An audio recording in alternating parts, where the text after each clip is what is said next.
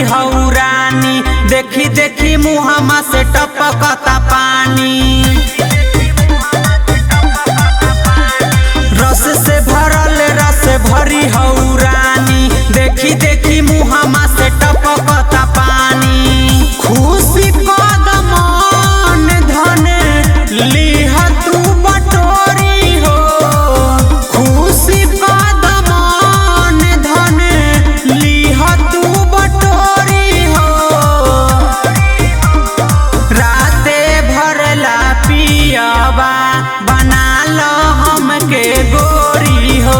अरे राते भरला पियबा बना ला इनके गोरी हो।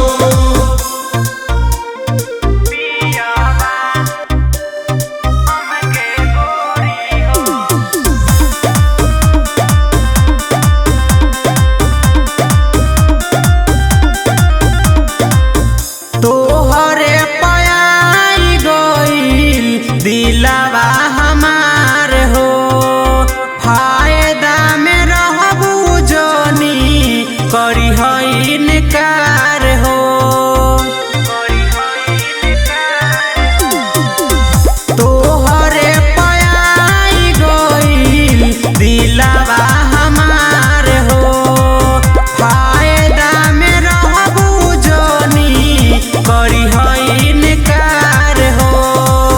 मौका खोले के दे दो चोलिया के डोरी हो। राते भरला पियबा बना लो हमके गोरी हो। अरे राते भरला पियबा बना ला इनके गोरी हो।